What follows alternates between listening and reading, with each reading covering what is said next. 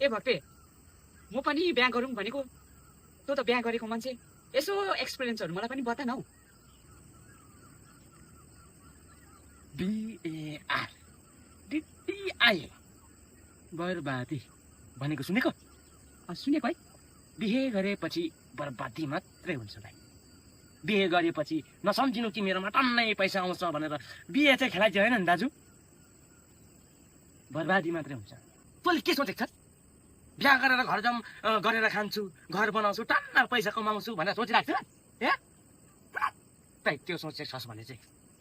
हेर भाइ त्यो घर जाम बनाएर अब घर जाम गरेर खाने मान्छेहरू चाहिँ नि 100 मा नि 1% मात्रै हुन्छ अनि 99% चाहिँ नि मैले अघि तँलाई भनिनँ BAR DDI बर्बादी अब तँलाई म एक्सपिरियन्स सेयर गर्नु भन्छु एक्सपिरियन्स सेयर किन गर्नु तँलाई म डेमै देखाइदिन्छु जुम जुम डेमै हेर्न तँले किन एक्सपिरियन्स सेयर गर्नु तँलाई बिहामै हेर्नु डेमै हेर्नु के एक्सपिरियन्स सेयर गर्नु डेमो हेर डेमो के गर्ने गर्नुपर्छ ओ बुढी तातो चिया खुवाउँ त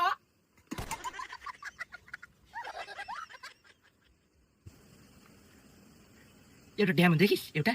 अब अर्को ड्याम हेर अब दाजु चिया नाङ्दा त मक्कु झटा रह्यो अर्को ड्यामा त नहेरौँ होला चुप लागेर बस्नु त्यो ड्यामो मात्रै हेर न चिया त छैन रहेछ अब यसो भात छ भने भात ल्याऊ ए बस यहाँ साथी माग्छ भात ल्याऊ